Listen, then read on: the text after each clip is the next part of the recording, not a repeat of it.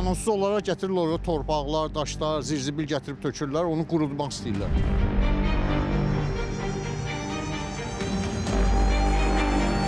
Göllər müxtəlif vasitələrlə, müxtəlif tullantılarla doldurulur, qurdulur, yerində yeni fərdi yaşayış evləri tikilir, yeni tikililər inşa olunur. Bəli, son illər Bakıda və Abşeron yarımadasında bu hal geniş vüsət alıb. Amma ekspertlər deyir ki, bu yol verilməzdir və bunun gələcəkdə çox ciddi fəsadları ola bilər.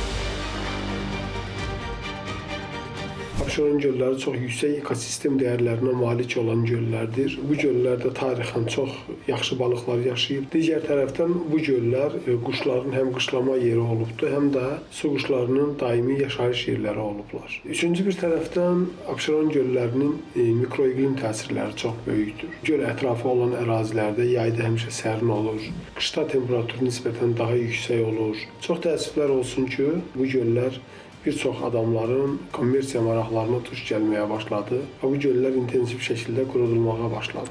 Olduğumuz ərazi Abşeron rayonu Məmmədli kəndi, Məmmədli gölün ətrafıdır. Son illər bu gölün də ərazisinin xeyli kiçildiyi, qurduluğu və yerində yeni fərdi yaşayış evlərinin tikildiyi barədə iddialar var. Qanunsuz olaraq gətirirlər oraya torpaqlar, daşlar, zirzibil gətirib tökürlər, onu qurutmaq istəyirlər. Yerli icra nümayəndəsinə də, bələdiyyəyə də dəfələrlə müraciət eləmişik ki, bu barədə. Deyirlər güya ki, xəbərimiz yoxdur onun tökülməyindən, amma qeyri-mümkün bir şeydir. Onların xəbəri olmasa buranı qurutmaq mümkündür. İcazəsi var, icazə alıb gətirib tökürlər. Qurudurlar, həmin o qurulan sahələri satırlar. Maklerlərə tikirlər evləri, altı su, üstü quru. Sonradan yenə həmin o sakinlərdə problem yaranır. Deməli, gölün qurudulan hissəsində daha bir ev tikilir və ev artıq suyun içindədir və suyun içində tikilən evin gələcəyini təsəvvür etmək çətin deyil.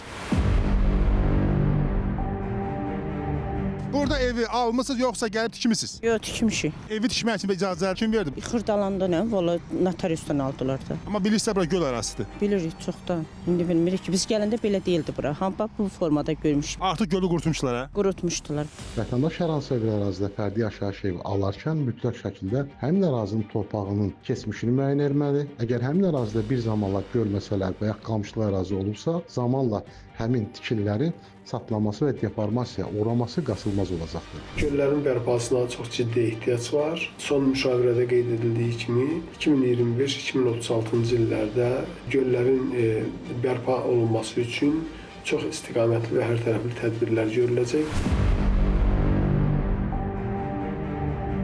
Bələdiyyənin məlumatı var, dolduran şəxsləri tapa bilmirik. Doldurur burada ev tikirləri.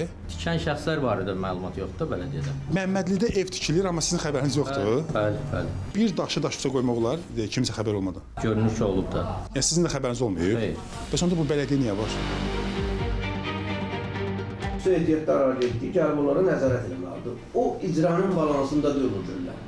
Su ehtiyatlar agentliyi baxmalıdır. Deməli, məsələ ilə bağlı Azərbaycan Dövlət Su Ehtiyatları Agentliyi ilə əlaqə saxladıq. Qurumdan bildirildi ki, bu işə birbaşa cavabdeh olan agentliyin nəzdində olan suların istifadəsinə və mühafizəsinə Dövlət Nəzarət Xidmətidir. Həmin qurumla da əlaqə saxladıq. Oradansa dedilər ki, bu bizlik deyil. Siz Ekologiya və Təbii Sərvətlər Nazirliyi ilə əlaqə saxlayın. Eləməyib tənbəllik, Ekologiya və Təbii Sərvətlər Nazirliyi ilə də əlaqə saxladıq. Oradansa dedilər ki, bu işin bizə ümumiyyətlə aidiyyəti yoxdur.